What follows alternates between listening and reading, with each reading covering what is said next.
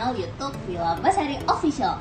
Kali ini Willa bakalan ngobrol santai lagi dengan narasumber yang berbeda yang tentunya itu yang sudah berpengalaman di bidangnya. Ya, siapa dia? Ini udah ada di sebelah saya. Halo Pak Andrew. Halo, selamat pagi semua. Oke, Pak Andrew. Iya, apa kabarnya Pak? Alhamdulillah baik. Gedut banget Pak Andrew. Boleh nih perkenalan terlebih dahulu nih sama teman-teman virtual. Sekali aja mereka lihat lagi nonton sekarang video channel saya ini. Silakan Pak. Oke, selamat pagi semuanya. Karena ini sekarang jam 8. Oke, perkenalkan nama saya Andrew Gihamardika. Kebetulan saya di sini sebagai dosen termuda di kampus saya seperti itu. Kalau masalah umur, kalian bisa lihat ya, umur saya itu masih di bawah 25 tahun. Iya nih. M17. Oke, Iya, sudah berapa lama Pak menjadi dosen? saya jadi dosen tuh dari tahun 2017 Ibu ya. Oh, Berarti ya. masih baru lah. Masih baru dong. Oke. Tadi fresh graduate, you know. Oh my god. Dosen di bidang prodi apa Pak? Nah, kebetulan saya di sebagai dosen civil engineering ya, jadi teknik sipil, kalau kalian tahu engineering gitu. Oke. Ibu ya, Oke. oke? Yo, Kalau boleh tahu mengampu mata kuliah apa aja Pak? Oke, saya di sini kebetulan tuh Banyak. Banyak ya Pak ya. Banyak, Mata banyak. kuliah ada metode pelaksanaan bangunan, ada Lingkungan. bangunan, ada ilmu lingkungan, terus apa lagi ya? Saya sampai lupa sendiri. konstruksi juga. Ya. Jadi mau mata kuliah apapun, insya Allah saya bisa gitu. Asal ada mata kuliah dosen yang nggak bisa, jadi saya bisa ambil kayak gitu. Oke. Asal jangan palu gada aja gitu ya Pak. Iya. Jangan mata kuliah tentang Bahasa Indonesia. Kecantikan gitu. Aduh, cucu em. Oke, kita langsung lanjut ke pertanyaan ya Pak ya. Baik. Bagaimana cara Pak Andrew menyampaikan materi di dalam kelas agar mahasiswa tuh nggak jenuh atau bete gitu gimana? Oke, kadang tuh dosen tuh mempunyai karakteristik sendiri ya bagaimana sih cara menyampaikan materi ke mahasiswa. Kadang dosen itu tuh bikin mahasiswa tuh ada yang tegang kayak gitu ya. Kadang ada yang bikin mahasiswa tuh have fun kayak gitu. Terus kadang ada mahasiswa bikin ngantuk. Iya. Nah itu banyak banget terjadi di kampus-kampus, nggak hanya kampus saya yang ampuh ya, mungkin kampus lain pun sama seperti itu. Tapi kalau yang dari saya sendiri, saya tuh mempunyai beberapa cara ya, cara penyampaian materi. Yang pertama nih, jadi saya tuh paling pertama, saya ingin mahasiswa tuh harus aktif ya. Kalau misalkan saya lagi ngajar, misalnya kayak gini, saya ngajar tuh nggak hanya A sampai Z ngajarin. Nah di situ tuh saya pengen setiap slide itu tuh mahasiswa tuh saya pacu untuk aktif untuk bertanya. Misalkan kayak gini nih, di situ ada sampai 50 slide. Nah, ada satu slide, 2 slide, saya ingin satu mahasiswa, saya mahasiswa tuh harus nanya. Kalau nggak nanya, saya bertanya kayak gitu. Tapi temponya itu harus have fun, jangan dia tegang. Kenapa kok tegang? Kalau dia tegang, otomatis dia udah nggak nyaman. Kalau dia nggak nyaman, otomatis ambiar mata kuliahnya seperti itu, oke? Oke. Jadi harus ada interaktif ya Pak ya. Terus selanjutnya pertama interaktif, terus kedua tuh saya sebagai dosen juga harus menyampaikan materi dengan video-video yang lucu-lucu kayak gitu. Jadi nggak harus dengan saling tanya jawab. Kadang dengan adanya video itu bisa membuka verbal atau menggambarkan mahasiswa itu bisa secara intuitif tuh melihat, oh ternyata Pak Andrew itu menjelaskannya seperti ini di gambar, di video itu kayak gini. Oke, saya paham. Terkadang tuh ada mahasiswa tuh nggak bisa menyampaikan atau menyerap materi itu secara omongan. Kadang dengan video pun dia udah bisa bisa menangkap. Jadi ada verbal, ada secara non verbal seperti itu. Terus selanjutnya tuh apa ya namanya itu ya? Kalau kita jawaban itu banyak, mungkin bisa sampai malam baru selesai. Mungkin intinya seperti itu. Oke. Nah, lanjut ke pertanyaan selanjutnya. Seiring dengan berkembangnya zaman ya Pak ya, teknologi ini kan semakin canggih, ilmu pengetahuan juga semakin berkembang pesat. Nah, lantas gimana sih cara dalam mengembangkan materi suatu mata kuliah tersebut? Oke, mau tahu aja tuh mau tahu banget nih. Mau tahu banget dong. Sialan. Jadi gini, kalau dari Andrew sendiri ya, saya sebagai dosen, dalam pengetahuan itu kan tahun ke tahun ya, mungkin 2020 sampai 2021 today you know lah, teknologi is today itu is semakin very canggih, you know, kayak you know lah, tahun lalu kan 4 tahun lalu kan musim BlackBerry. Yes, BlackBerry, yes, you know lah BlackBerry. I know. Postman is personal message. Nah, kalau misalnya sekarang ada WhatsApp, sekarang ada Telegram, ada Instagram, dan you already know lah seperti itu. Yeah. Jadi semakin banyak yang teknologi canggih, sebagai dosen tuh harus selalu update ilmu-ilmu yang terbarukan seperti itu. Hai. Oke. Nah, itu is number 1. Number 2, kita harus mengajak mahasiswa tuh harus studi tour. Apa sih fungsinya studi tour? Jadi tuh mahasiswa tuh bukan hanya melihat, bukan hanya mendengar saja, bukan hanya melihat video saja, tapi harus memegang. Ya nggak sih? Iya, betul. Sekarang gini, ada proyek besar di Jakarta tentang MRT. Do you know MRT? Mass Rapid Transportation. Itu adalah kereta cepat yang sudah ada di negara maju seperti Singapura, seperti Eropa, Prancis, Amerika, Inggris. Nah, Indonesia kan baru sekarang ada zamannya Pak Jokowi ya, seperti itu. Yeah. Jadi kalian tahu apa itu MRT, makanya saya ajak studi tour ke Jakarta yang baru ada MRT, yang mungkin sekarang bukan hanya Jakarta kan, Palembang ada, Medan ada, cuma sekarang yang udah launching di Jakarta seperti itu. Terus selanjutnya bukan hanya kita ajak studi tour ke project-project kayak gitu, kita juga harus ajak ke pabrik-pabrik yang modern. Oke, jadi Ya, ada studi banding gitu ya, ya? studi banding. Okay. Bukan hanya ke pabrik-pabrik, kita juga harus datang ke university yang grade-nya A++. You know A++? Itu tambal ban, sorry, ITB ya. Sialan. ITB, ada UGM, ada ITS, itu grade-nya tuh is very A. Jadi kalian tuh harus bisa studi banding sama mahasiswa.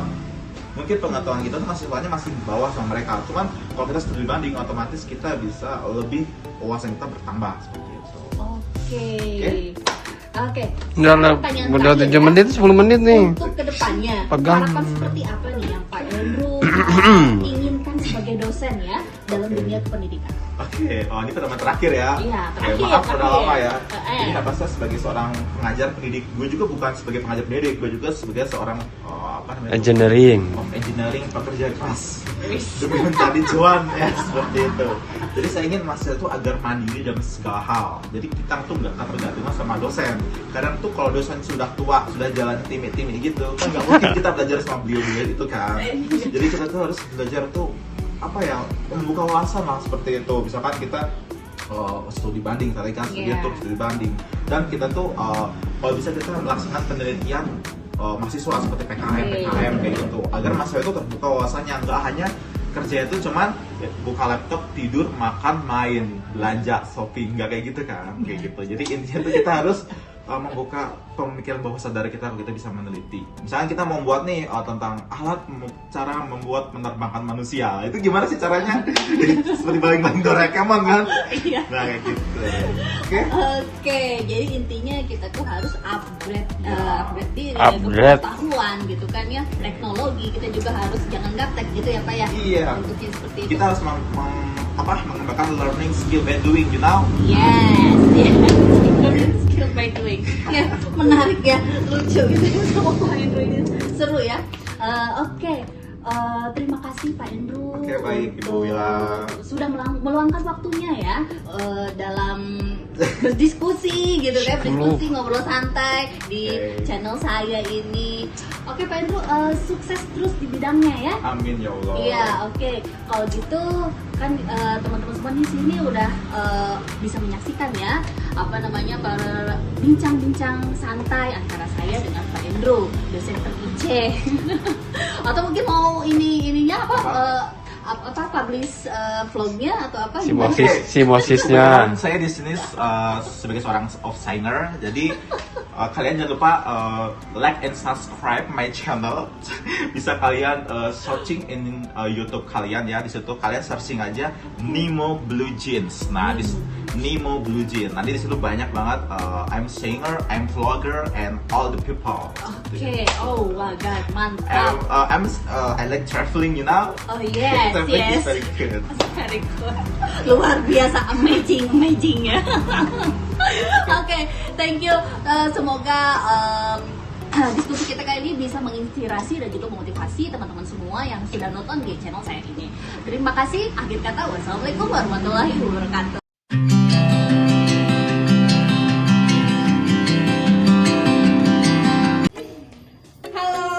gengs, kembali lagi di channel YouTube Villa Basari Official dengan konten yang sama, yaitu ngopi santai alias ngobrol pintar tapi tetap santai. Dengan tema yang sama juga, apa sih? Yaitu bagaimana caranya menjadi dosen yang kreatif, inovatif dan juga visioner. Nah, kali ini saya sudah ada kedatangan salah satu narasumber yang sudah mumpuni di bidangnya, yaitu salah satu dosen senior. Ya, kita langsung sapa aja yuk. Halo Pak Dadang. Halo lagi. Iya. Oke, apa kabarnya Pak? Baik. Alhamdulillah baik ya Pak, ya, sehat. Ya. Ya, boleh nggak Pak Dadang perkenalan nih sambil nyapa-nyapa teman-teman virtual yang mungkin lagi nonton channel saya dengan menyebutkan nama lengkap dan juga profesinya saat ini. Silahkan. Nama saya Dadang Jatnika, dari teknik mesin. Ya, mengajar di STM Mandala ini sudah 10 atau 11 tahun lah. Udah. Memegang ya pelajaran yang fokusnya ya di teknik mesin. Ya.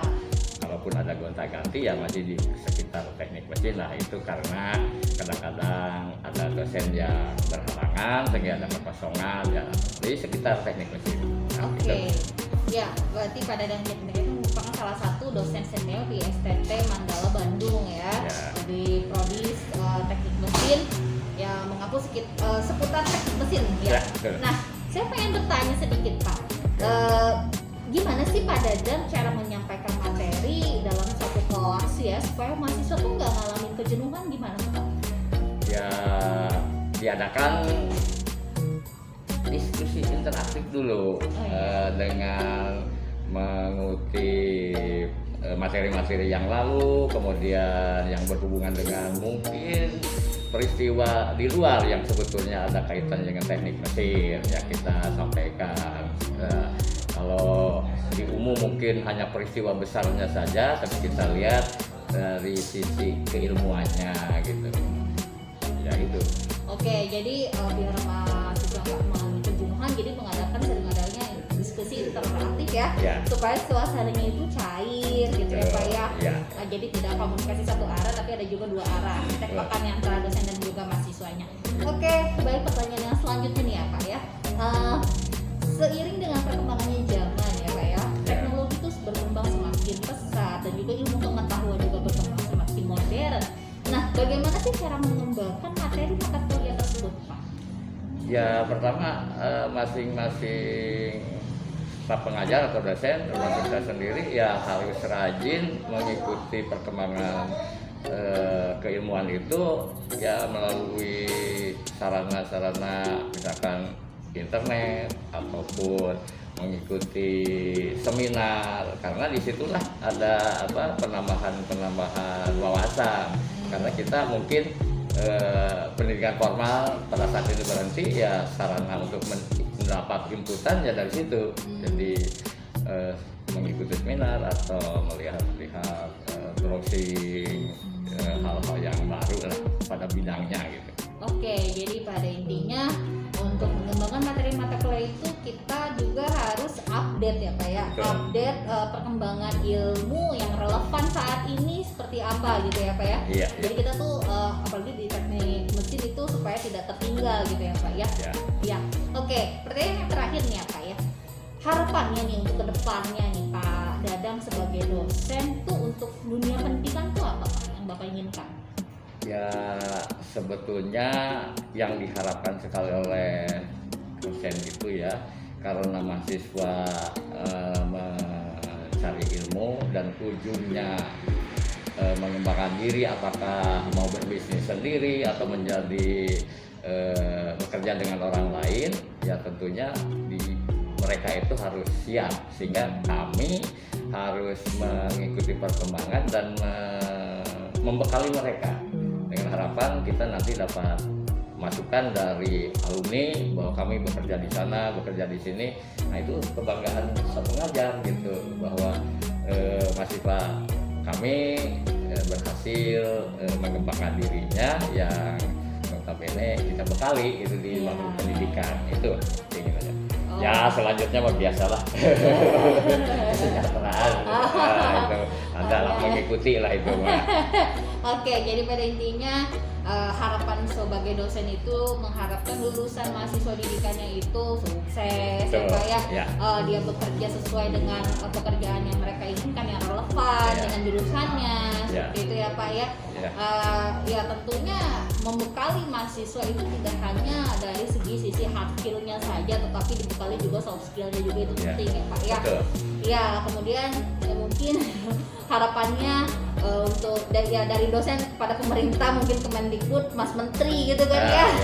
Ya. Ya bisa mensejahterakan tenaga pengajar atau dosen itu sendiri gitu kan ya, Ya, Pak ya. ya. Ada satu hal yang memang kami juga dulu menerima ini dari dosen kami juga dulu gitu, Iya, bahwa iya, iya. sebetulnya bangku pendidikan itu tidak bisa menyediakan yang disebut siap pakai sekali gitu, Iya, tetapi betul. menyiapkan bahwa si mahasiswa itu nanti lebih cepat adaptasi gitu. Oke. Kan nggak mungkin, kita juga nggak tahu si A itu akan bekerja di mana, si B di mana. Tapi basicnya yang dia itu, sehingga ketika dia masuk ke katakanlah di dunia industri gitu ya, dia cepat mereview pelajaran yang dia dapatkan dulu gitu. Jadi tidak kecil kemungkinan tiba-tiba masuk ke suatu instansi segala bisa. Nah itu enggak, tapi dia lebih cepat adaptasi Beradaptasinya. dengan Dengan lingkungannya. lingkungan, Iya. dengan membawa ilmunya gitu. Iya, betul. Oke, baik Pak Dadang. Itu merupakan salah satu pertanyaan saya yang terakhir. Oke, ya terima kasih Pak Dadang udah mau Sama-sama. menyempatkan waktu luangnya nih Ya. untuk sekedar diskusi santai dengan saya. Dengan Ibu Wila Basari. Iya. Iya, mohon maaf juga nih Pak kalau saya udah mengganggu waktunya ya. Nah, nggak hanya sedikit waktunya. Nah, kebetulan pertanyaannya nggak banyak. Iya, Saya pertanyaannya. pernah mahasiswa S2, mungkin jurusan apa kurang, kadang kuesioner 3 lembar. 3 lembar. Memang itu pilihan, tapi kadang-kadang suka ada yang ini maksudnya kemana gitu. Nah, makanya saran saya kepada mahasiswa juga yang salah satu tugasnya itu mengadakan wawancara ataupun ada kuesioner seperti ini ditemani, jangan ini karena suruh milih sendiri itu mungkin jauh dari harapan Jadi nanti hasilnya. gambling gitu. Jadi kan kita juga nanti nanya ini maksudnya apa Pak? Iya. Wah, ini kan, nah ini Pak kalau sekarang perkembangan ilmu gini, Iya, bagaimana iya, Bapak iya, Nah, iya. dapat penjelasan Oke. gitu. Karena sering kami dulu di tempat kerja, tiba-tiba dari bagian administrasi iya. numpuk apa ini? Kuesioner Pak dari mahasiswi umumnya gitu ya, paham beda. Kadang-kadang sibuk dengan pekerjaan rutinnya sehingga keluar kan baru sadar mahasiswanya datang Pak, belum, makanya saya kan nggak tahu nah gitu. Jadi ya itu seharusnya interaktif juga ada interaktif gitu. juga ya Pak. Ya. Oke, Jadi baik. arahnya bagus ya. Iya. Iya, baik Pak. Ya, terima kasih Pak Dadang, semoga sehat selalu. Amin. Pak Dadang dan juga sukses terus di bidang profesinya ya Pak. Amin. Ya, amin. Ya, itu tadi teman-teman semua diskusi santai saya dengan dosen senior dari STT Mandala yaitu Pak Dadang Jatnika. Semoga bisa menginspirasi dan juga memotivasi teman-teman semua yang lagi nonton dan channel saya khususnya di dunia pendidikan. Oke, terima kasih. Wassalamualaikum warahmatullahi wabarakatuh. Sampai jumpa di konten saya selanjutnya. Oke.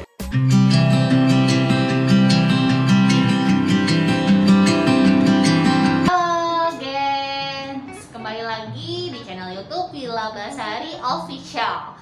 Nah, masih dalam konten yang sama yaitu ngopi santai, alias ngobrol pintar tapi tetap santai. Nah, siapa sih sekarang narasumber kita? Nah, tentunya narasumber yang kali ini itu sudah mumpuni di bidangnya. Ya, sesuai dengan tema kita yaitu bagaimana sih cara menjadi dosen yang kreatif, inovatif dan juga visioner. Ya, langsung saja ya kita sapa. Halo Pak Sabar. Halo, selamat siang. Ya, baik Pak Sabar. Apa kabar Pak? Ya, alhamdulillah sehat. Semuanya berjalan lancar. Ya, alhamdulillah ya Pak ya. Oke, boleh nih Pak Sabar nyapa teman-teman yang mungkin nanti nonton acara saya dengan menyebutkan nama lengkap dan juga profesi saat ini. Silakan. Oh, iya. Halo teman-teman semua, nama saya Sabar Santoso. Saat ini aktivitas saya mengajar di SMP Mandala Bandung.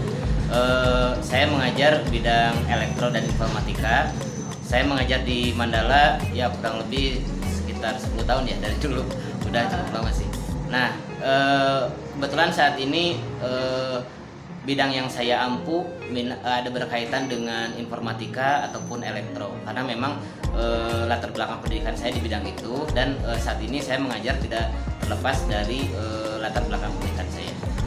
Oke, berarti lebih ke elektro dan juga informatika ya Pak ya? Betul. Udah lama juga ya Pak ya, udah 10 tahun berarti Yes. udah senior. Enggak juga.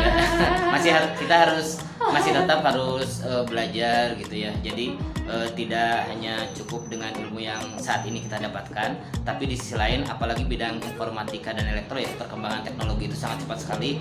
Maka mau tidak mau kita sebagai pengajar dituntut untuk selalu memperbaharui keilmuan kita gitu, supaya apa yang kita berikan kepada mahasiswa merupakan informasi yang memang saat ini sedang digunakan di dunia industri. Oke, baik Pak. Nah, saya masuk ke pertanyaan ya Pak ya.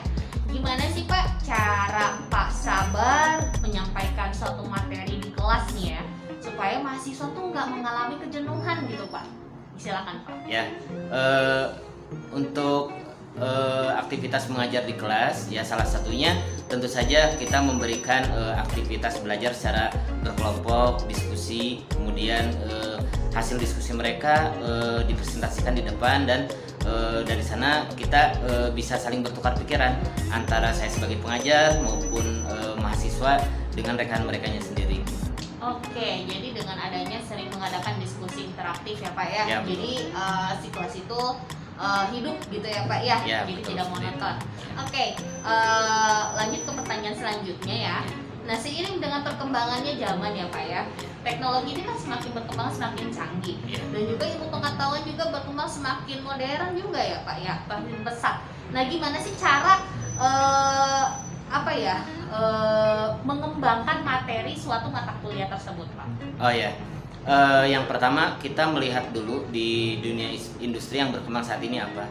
Kemudian kita sesuaikan dengan kurikulum yang ada di kampus kita. Nah, salah satu contohnya misalkan mata kuliah algoritma dan pemrograman.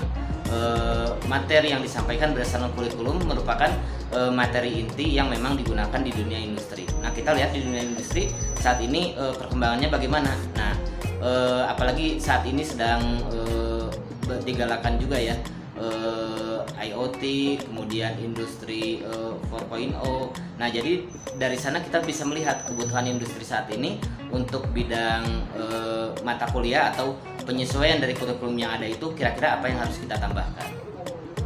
Oke, jadi intinya kita harus upgrade ya. Ya, betul. Sering-sering upgrade perkembangan ilmu Ya, gitu betul, kan ya. betul, ya. Jadi biar kita tuh nggak tertinggal gitu ya Pak ya. Ya, betul. Kadang kalau misalnya ketinggalan juga malu sama yang lainnya juga ya Pak. Ya, betul. Mau tidak mau kita tetap harus berkompetisi dengan bukan maksudnya berkompetisi bukan bersaing ya, tetapi kita harus mengikuti perkembangan teknologi saat ini. Kemudian lebih bagus lagi jika mahasiswa kita di sini itu lebih kreatif dari materi yang sudah diajarkan dan dikembangkan.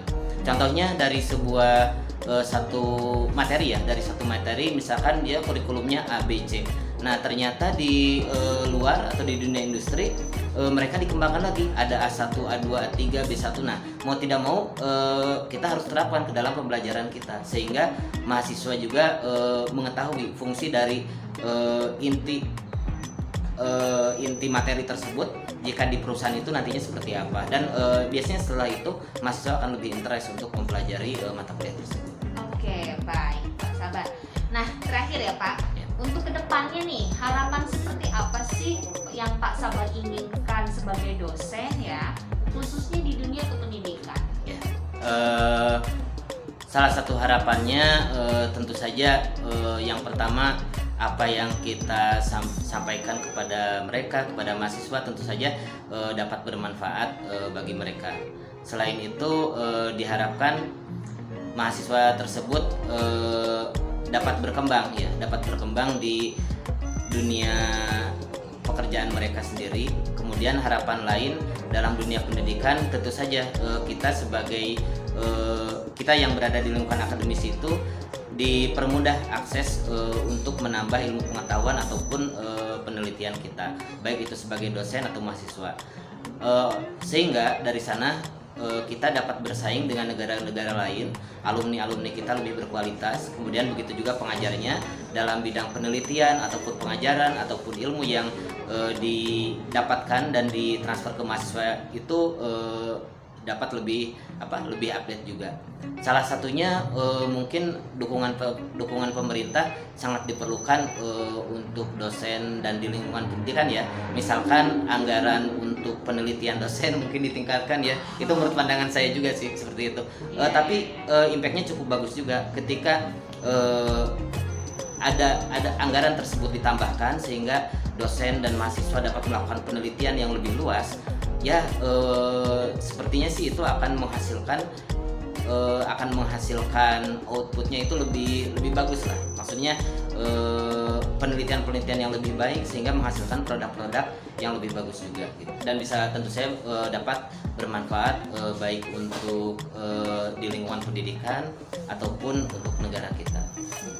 Oke, baik Pak Sabar. Jadi harapannya ya ke depannya semoga pemerintah bisa menganggarkan untuk penelitian itu lebih besar lagi. Harapannya sih seperti itu, harapannya. Iya, dan juga bisa mesejahterakan tidak hanya mahasiswa tapi tenaga kependidikannya juga. Betul. Pak, Ya karena itu juga salah satu komponen penting juga ya, tenaga kependidikan. Bagaimana sebuah sistem pembelajaran dapat berjalan jika ada salah satu komponennya misalkan kurang begitu berjalan dengan baik ya gitu. Kurang seperti itu sih. Mesejahterakan semuanya. Nah, begitu, betul. Mahasiswa mungkin dari beasiswa. Nah, gitu bisa Pak ya. seperti itu ya. Nah, kalau seperti itu tentu saja semangat belajar di lingkungan kita, di lingkungan akademis tentu lebih tinggi lagi. Iya, betul. Dan jangan lupa juga ketika kita setelah diberikan kepercayaan untuk mengelola penelitian, kemudian ada dana untuk mengembangkan pendidikan, kita juga harus mempertanggungjawabkannya dengan cara hasil dari, kalau saya sebagai dosen mungkin hasil dari penelitian kita itu benar-benar dimanfaatkan oleh lingkungan kita dan diserahkan kepada negara. Nah, bagi mahasiswa itu sendiri jangan lupa ketika mereka sudah mendapatkan akses pendidikan yang bagus dari pemerintah, mereka dapat mengabdi juga kepada negara ini gitu. Jangan sampai inilah, maksudnya jangan lupa pakan kulitnya gitu ya. Mungkin itu ya bisa ya, saya tidak mengatakan itu. Tapi intinya sih ya saya harapkan intinya ketika kita sudah mendapatkan sesuatu yang memang diamanahkan kepada kita harus memberikan yang terbaik juga gitu, kepada negara. Itu sih. Ya, betul. Baik Pak Sabar. Oke, itu merupakan salah satu pertanyaan terakhir saya Pak. Dan terima kasih banyak Pak Sabar sudah mau meluangkan waktunya. Sama-sama. Hanya sekedar berbincang santai saya di konten channel YouTube saya. Sama-sama Bu Ila ya. Oke, semoga Pak Sabar selalu sehat. Ya, amin. Ya, dan juga sukses terus di bidang profesinya ya Pak ya. Amin Bu Ila. Oke. Ya, teman-teman YouTube semua itu tadi apa sih namanya ya, sekedar bincang santai saya dengan salah satu dosen yang berada di STT Mandala Bandung, yaitu dengan Pak Sabar Santoso. Semoga apa intisari yang kita dapat hari ini bisa menjadi motivasi dan juga menginspirasi teman-teman yang menonton acara channel saya, khususnya di dunia pendidikan. Oke, akhir kata dari saya, wassalamualaikum warahmatullahi wabarakatuh. Sampai jumpa di channel saya selanjutnya. Terima kasih.